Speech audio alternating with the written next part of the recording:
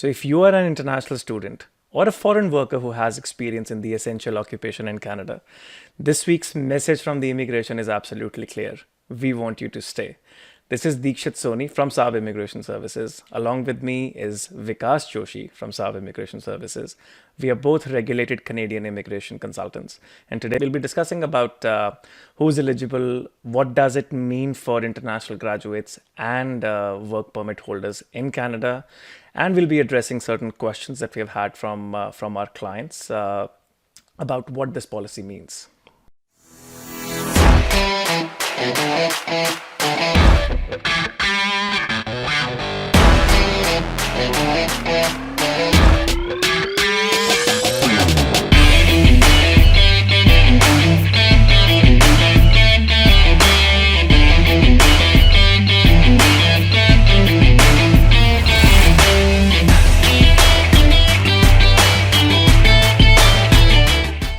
Vikas. Absolutely. It's been an exciting week, Dikshit, since the 14th of April when the temporary public policy announcement was made. 6 new programs were announced. Yep. International graduates, essential workers. Basically, Canada said, we want to reward your contributions during the COVID time. Yeah. And then, of course, not to forget the CRS draw that just came out yesterday. So we'll be discussing all of that. It's actually a double whammy.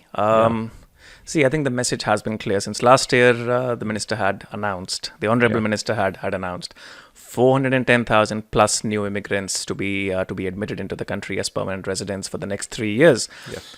But with the travel restrictions, that number was far from being met. Right. So what this has meant is, so again, we kept asking. So with about 160,000 plus candidates in the express entry pool, about 7,000 people above the score of 470, 480 still in the pool. Why did this thing happen? The world has been struggling with this whole COVID situation. Immigration has basically been brought to a standstill. Right. Border restrictions, bottlenecks. So to fill up the gap, to bring in more permanent residents, a lot of international graduates, a lot of work permit holders who have been working in the healthcare field, God bless us, the cases have been rising. We really hope it gets better in the coming weeks. Months would probably be too far away, but still we can just hope. But the fact has been clear. The temporary resident permit holders, be it work permit holders, be it students, it's been a huge contribution from all these from this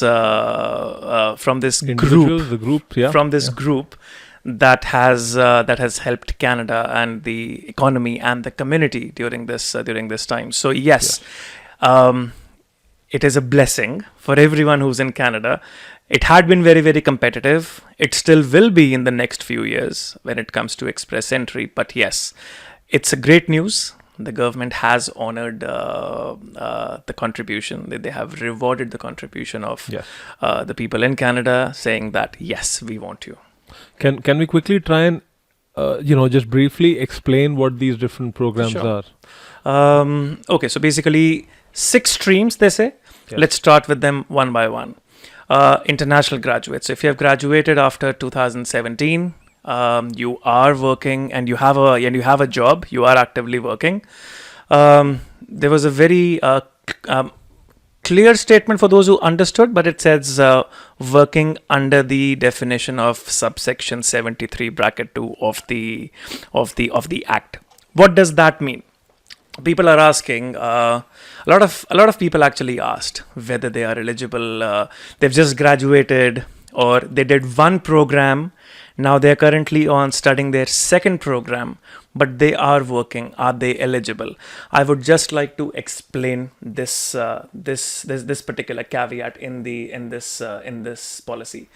So the subsection 73 bracket 2 typically means, or it elaborates on, that the person has to be working. It has to be a paid job. But the subsection 73 bracket 1 also says the person has to be working 30 hours per week. Now, what my understanding on this thing is, you have to be working full time, 30 hours per week, which is only possible if you currently hold a postgrad work permit or an open work permit or even a closed work permit, Right. or you have applied for it and right now you're waiting for a response on your application, which was, I think they just changed the definition. It was previously called implied status. So It's our maintained status. Yes. Yeah. So someone who is on maintained status, someone who is on a valid work permit, which authorizes them to work for 30 hours per week, and they have a job and they have graduated, that is the stream for the international graduates. The second stream is the healthcare workers. Now, the healthcare workers, they've listed. We'll be putting the link down for the list of occupations there. But so anyone, including nurses, dentists, optometrists, personal support workers, etc., they all come in that. There are 40 different occupations. 40 different occupations. And forgot to mention the international graduate. The quota for that is 40,000 candidates in total. Right. For the essential workers in healthcare, it is 20,000 new permanent residence quota. And essential workers in other occupations in terms of food production or including general labor workers, construction trades laborers, amongst others, which do form the backbone of the society or the economy or the community to function. There's a 30,000 quota for these applications as well. Now, there are three different categories for international graduates, essential workers in healthcare and essential workers in other occupations who speak the language French as well. Right. Now, these policies are going to remain open for 6 months, from May the 6th till November of 2021, or till the time the respective quota is met.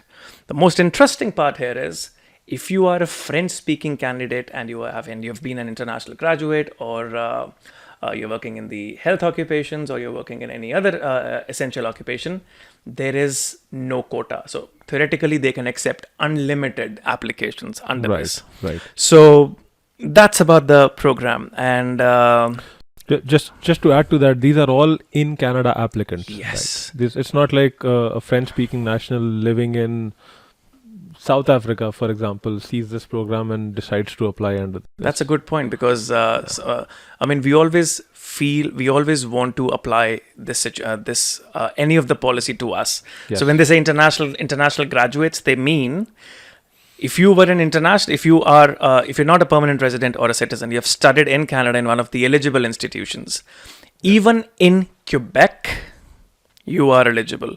There are certain requirements. If you have studied for 1 year program, that should lead to a skilled trade, which is mentioned in the occupation list.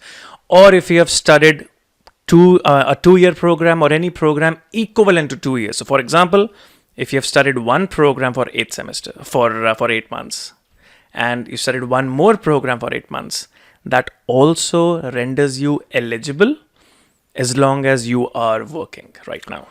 So just a clarification that I want from you here. I understand this is a federal program which says categorically that you would be eligible under this program if you show an intent to stay anywhere outside of Quebec. Yes. However, if you are an applicant who is actually currently in Quebec, working in Quebec, are you still eligible? So you have to see, Quebec has a different charter. Quebec has a different immigration program altogether.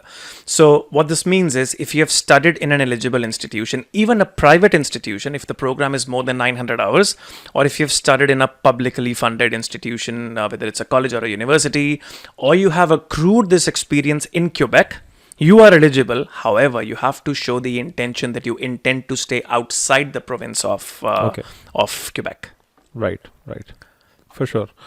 And of course, sorry. Go on. There have been so many questions. We've been talking to clients, obviously, over the last 2 or 3 days. People have been coming up with, this is a one-time opportunity. People have been coming up with new questions because this was a new program. Nobody knew about it. I just want to address some of those questions so our viewers here can also get their queries answered. Starting off with, obviously, the family members. Now, under this program, I believe the family members can also apply for. Again, just like any other immigration program. when we say the immediate family, yes, you can sponsor your immediate family members. When we say the immediate family, a principal applicant can sponsor his or her spouse. When I say sponsor, they can include his or her spouse in their application. They can also add in their dependent children in their occupation. And so yes, again, this is a one-time public policy. This is not a permanent program. Right. This is not an expression of interest-based program. This is not a paper-based program. This is an online application that is supposed to open for May the 6th. The eligible categories have been made absolutely clear. There have been some doubts as far as whether I can apply, whether I can leave the country when I apply. I do have experience, but I'm currently outside of Canada. I'm looking to travel back. Can I apply? So let's address these things one by one. Caveats for this particular program. Yes. The applicants, they have to be, at least the principal applicant, the person has to be in Canada. Your dependent spouse, your dependent children, they can be outside of Canada while you include them in the application. However, it is imperative for you to continue being in the country, continue working in the occupation wherever you are applying. So if you're an international graduate and you showed that you are working, there is no occupation requirement when it comes to a skilled occupation. Typically, under the express entry, whether it's federal skilled worker, federal skilled trade, or the Canadian experience class, You look at NOx. you look at NOx Yes. 0AB, professional, managerial, or skilled categories. Yes. Fortunately, in this, there is no occupation. So the language requirements are really, really modest. I haven't seen any federal program of this magnitude with the language with the language proficiency requirement of CLB 5, CLB 4. Right. And I think it's NCLC 5, if I'm not wrong, for the French-speaking people. for the French-speaking candidates. So it is a one-time program. We keep on saying hashtag when we say Sav Immigration. Do it once, do it right. Yes. It has never held more true than Right. this time right now. Right. One-time program Right. with a limited quota. I mean, majority of the people who we have spoken to in the last couple of days after this announcement has been made, they are eligible or they would be eligible. The bottleneck, the contingency that most of the people are facing right now is IELTS. Yes. So we will be addressing about that as well as we go along the video. But again, just to recap the requirements. Either you have to have graduated from an eligible institute, either you have to have been working in one of the essential occupations, and you are able to demonstrate that paid work experience Yes. for equivalent of at least 1 year. And sorry, go on. Just a question, something that obviously one of the clients asked. Now, under the international graduate stream, you are required to have a job, no work experience requirement mentioned. Under the temporary foreign worker, I mean, broadly, if we are dividing this program into two, the international graduates and temporary Yep. foreign workers, for the foreign workers, now one of our clients, he qualified under the international graduate stream because he had completed his studies after January 2017. He had a full-time job in his hand right now, but he also qualified under the essential worker stream because his job fell under the Annexure B, and he had completed 1 year of work experience. What should that kind of a client be applying under? See, please don't shoot the messenger. Yes. But okay, it's a very valid question, and it falls under a bit of a gray area, a moral gray area, I would say. There's no rule that says you can only apply for one program. However, so technically this person who is eligible under being an international graduate and under the essential workers, the essential worker stream, if the person qualifies under both. So theoretically, the person can apply under both the streams, right? Provided the person has met the language requirements and the experience requirements are there. My understanding is the number of international graduates the number of international graduates meeting the requirements under their respective stream is going to be significantly higher than the number of people who have accrued at least 1 year experience or have the language requirements at the right time when we say the program opens on May the 6th. Yes. So I would advise. I mean, you can apply for both. Although I won't really say whether it's the recommended approach. Yes, if you look at it from yourself, yes, I would probably apply under both. Right. You have to pay the fees for respective For both the programs. programs, Yes, right. but if you qualify under both, I would probably be choosing to apply for the program with the 1 year experience first. Right, because the international graduate stream with the limited 40,000 quota. Just a guess, because see, how many people have we spoken to? Exactly. Majority of them. I mean, I don't have the numbers right now, but majority of the candidates, they are international students. So Right. it's right now a race. Now, just coming back to the point about IELTS, right now it's a race to get the IELTS exam booked, Right. which is getting difficult. Yes. When this announcement was made, the IELTS websites, even IELTS or CELPEP, effectively crashed. The database was no longer working. Right. Now, from all the way people or people soliciting money, We saw those. That unfortunate WhatsApp video where let's not go there. But Yeah. yes, I mean, there have been a lot of news or stings going around where people are asking Yes. for money Yes. to book. How true was that? Let's not go there. Yeah. But from our understanding, from being in this business, there is no back end admin access. So someone just turns lucky and they charge you for that, and you're ready to pay for that, by all means. But be very wary of any person soliciting you additional fees to book your IELTS exam, that too in cash. It's not going to happen. It's not happening. It's too good to be true. It's probably not going to work out. So be very careful of that. Yes. Number two, some tip. So for some of our tech savvy viewers, VPN, virtual private network, again, falls under the moral gray area, the technological moral gray area.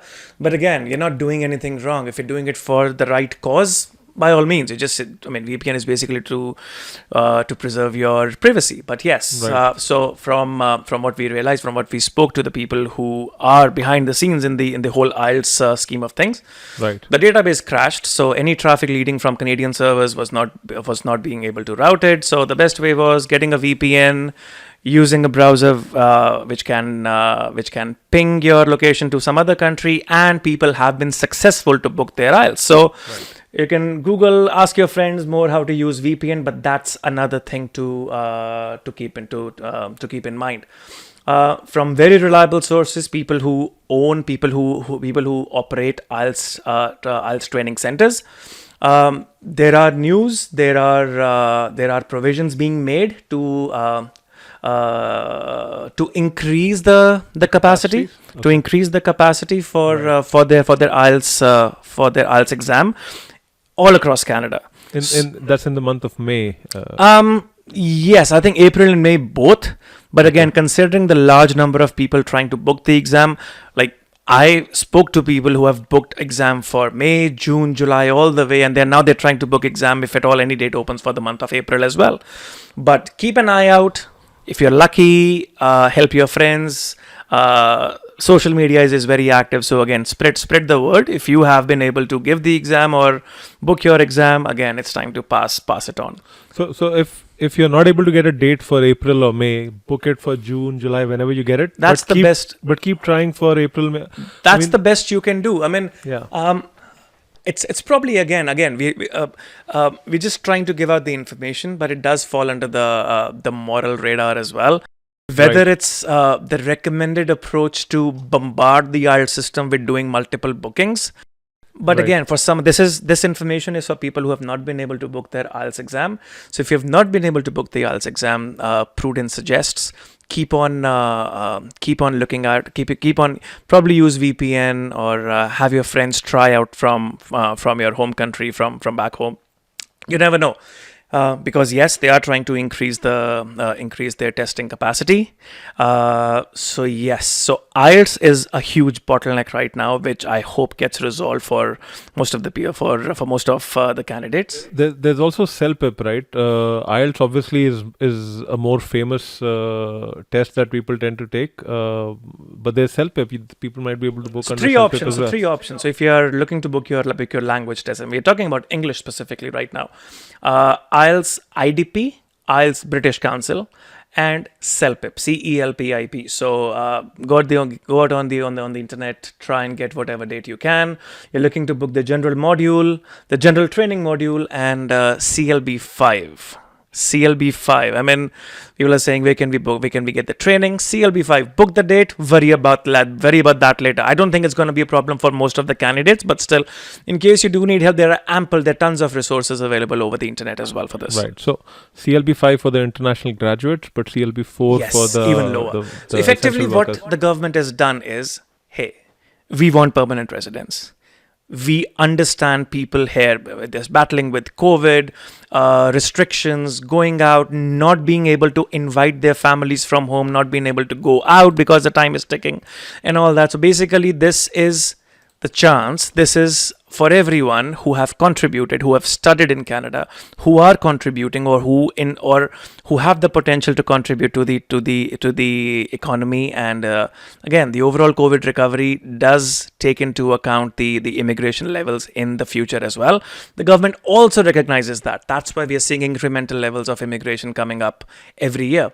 So this is why one-time public policy means, I mean, if you have experience, if you have graduated from any institute, from any eligible institute, you are eligible. You just have to prep. We'll be coming on to the what you need to do if you think you are eligible, or you have booked your language test, or you have your language score already.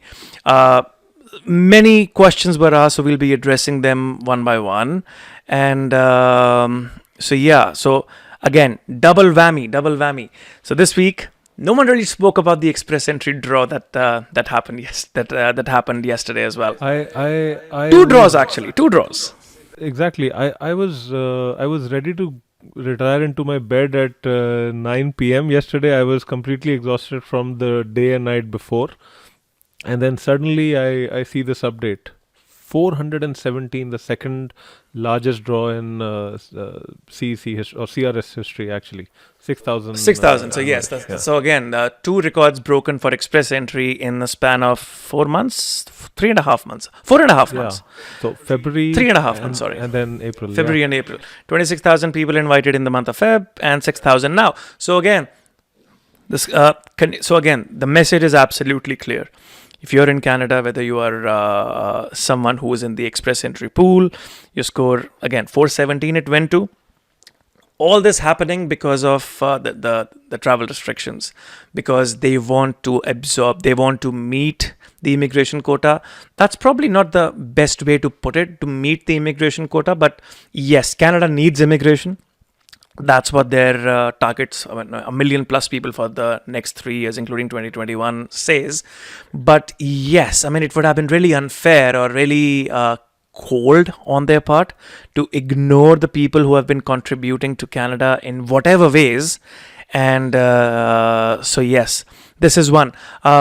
Can we get onto the phase where we talk about the concerns that people have had, or some tips that? Yes. I was going to ask you, because you spoke about the CRS draw, again at the risk of sounding repetitive. Somebody who's received an ITA yesterday, and obviously if Many people, 6,000 people. exactly, so one of those 6,000 people who have received an ITA. I would guess by default they're also eligible under one of the two other programs. What should such a person be doing? Apply for PR right now. See, again, in the end, I just kind of skip the words. I just kind of I'm at a loss of words in terms of what to suggest in this case. So yes, if you're one of those 6,000 people who received the ITA yesterday, and now you are thinking, hey, should I apply for the application now? What are the documentation criteria? Do I meet the requirements? Is my experience letter going to be all right, or whatever it is? Or should I wait and apply for the program under the public policy on May the 6th, or should I apply for both? Whatever program you are eligible in, this is what my suggestion is: apply right now. If you are eligible under the express entry pool, I would probably say that's going to be enough. If you are under it is a tried and tested policy. Program and policy. Again, if you do it right, if you know what you are doing, if your basics are right, if your application is done, or if you're being helped by Saab Immigration Services. hashtag do it once, do it right. I mean, yeah. The thing is, you can be working with any immigration firm, or you're probably doing it on your own. At this point of time, with so many immigration programs open, it's probably very easy to get confused, or to be lost for options, or be spoiled for options rather. What to do, what all to do. If you're under the express entry pool, I would probably say go ahead, apply under that. My suggestion is, if you're under the express entry pool, leave out this program. Was that too blunt?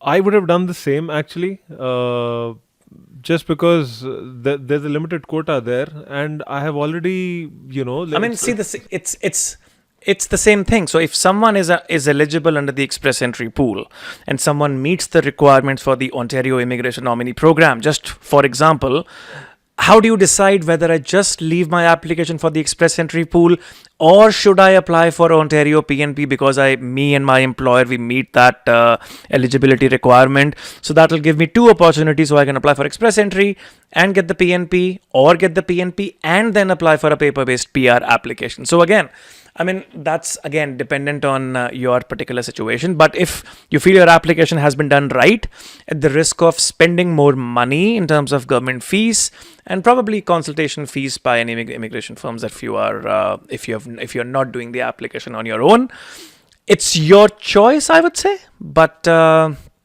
yes, I mean, the government would make sure. I'm sure about that. That the forthcoming draws, because of the travel restrictions, it's going to be at least 4 to 6 weeks plus, and we do expect at least one more draw under the CEC. So 417 is bound to go down.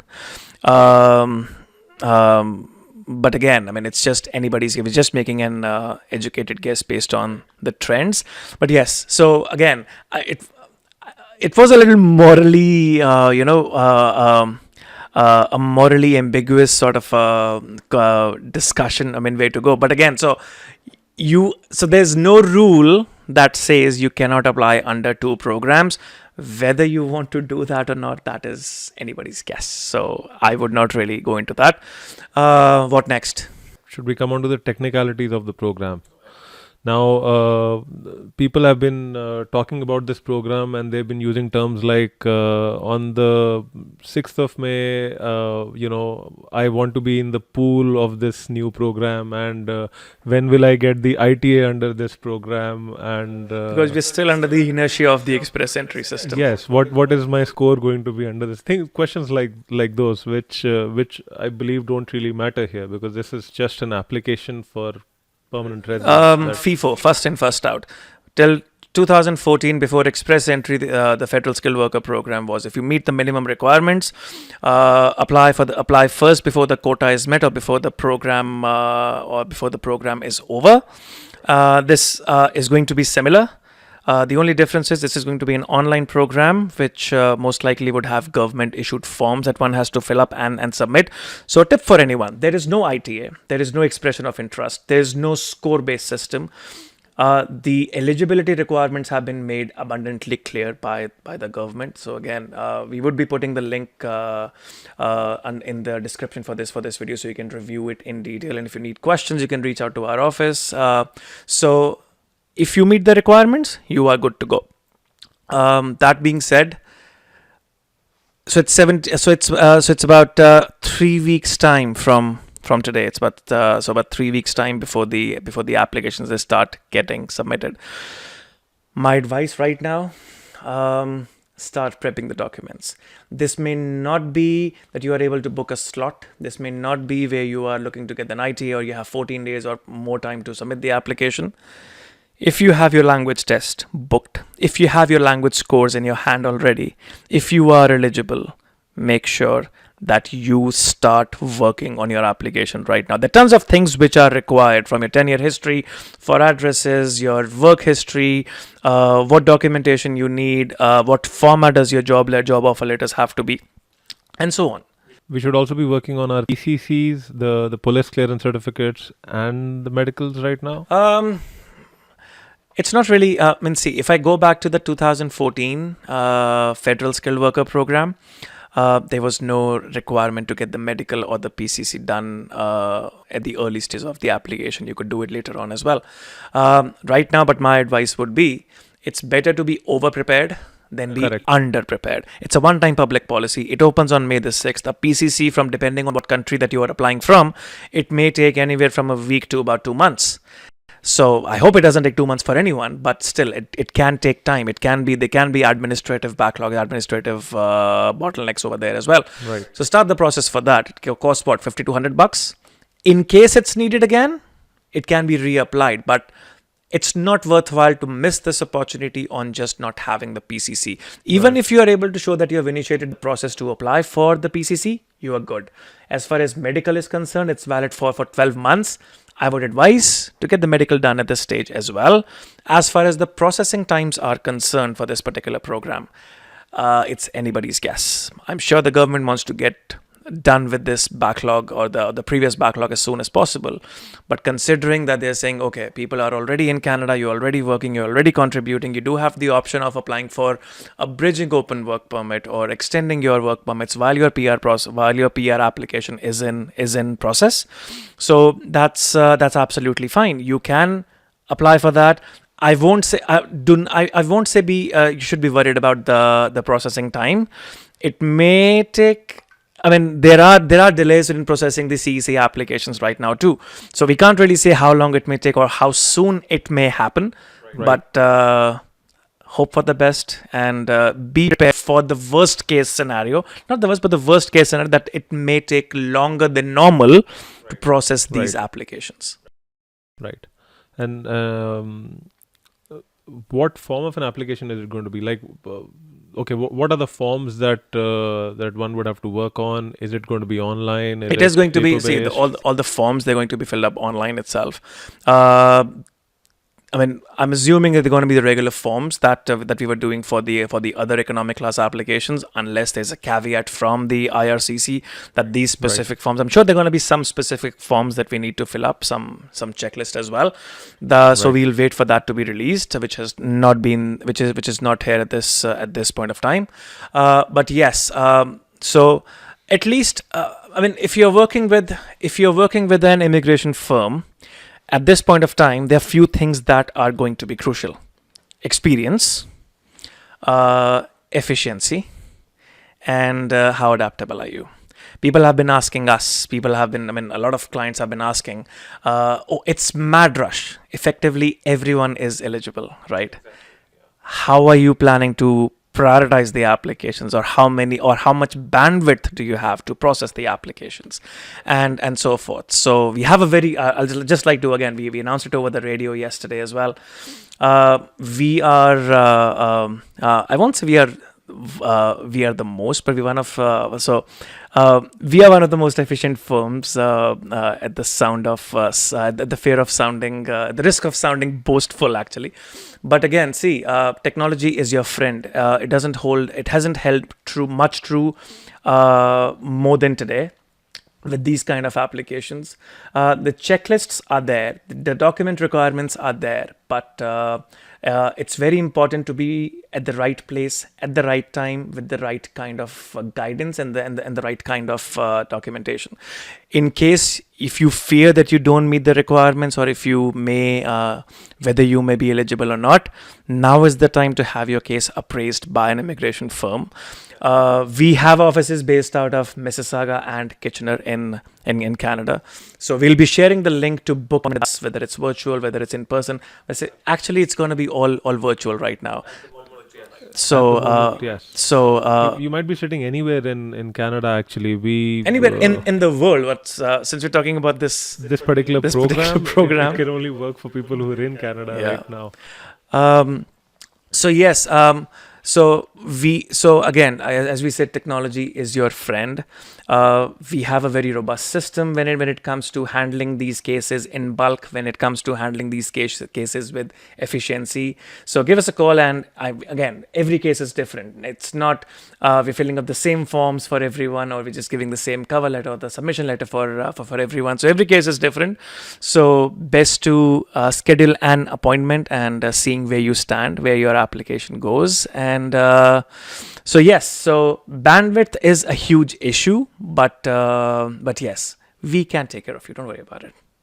And since you mentioned about contacting or scheduling an appointment, I think at the end of the video we'll try and attach the links at the. We'll attach the links in the end of the video and in the description as well.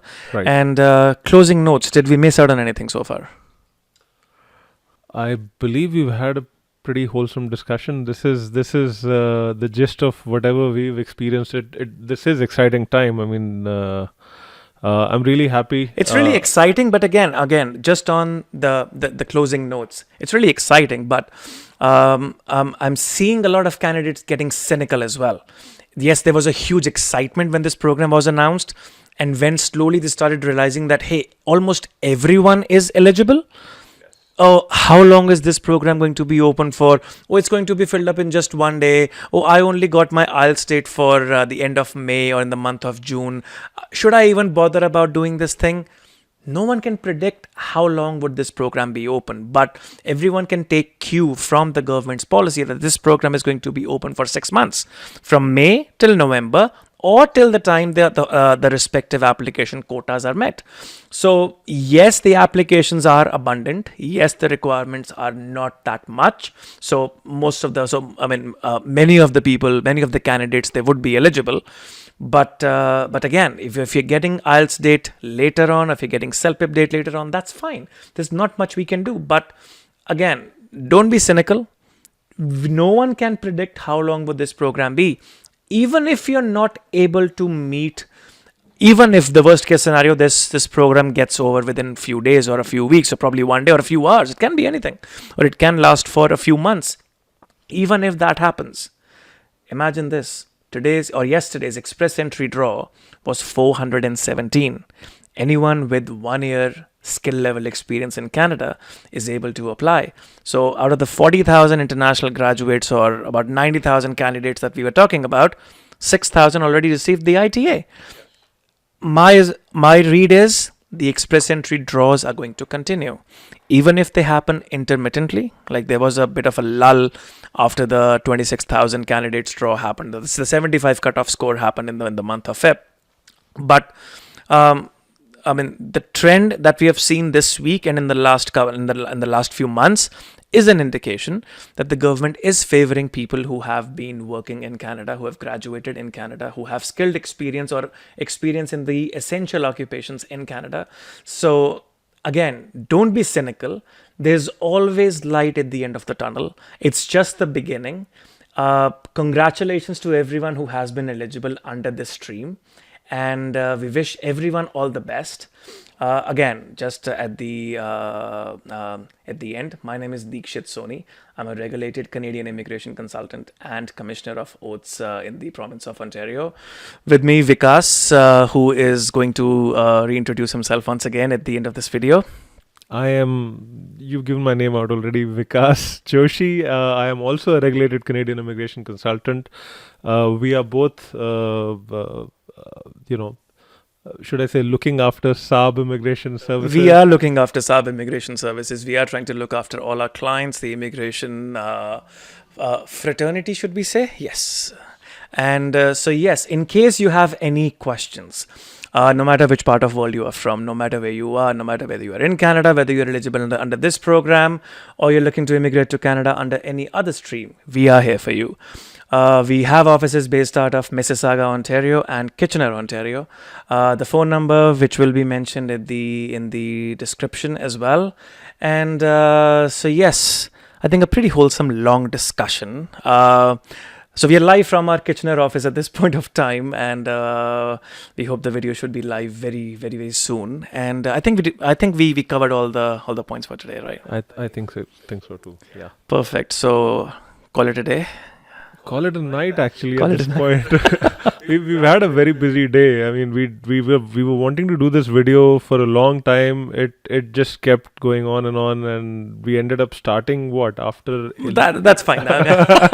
But again, so thank you so much for watching this video. If you have stayed on with us till the end of this video, thank you so much for this. Do leave your thoughts and comments at the end of this. And in case you would like for us to cover any specific topics in our future videos, please do leave us a note. You can reach us at our website www.saabimmigration.ca, that's SAAB immigration.ca. Find us online, and we will see you very soon again. Thank you. Thank you.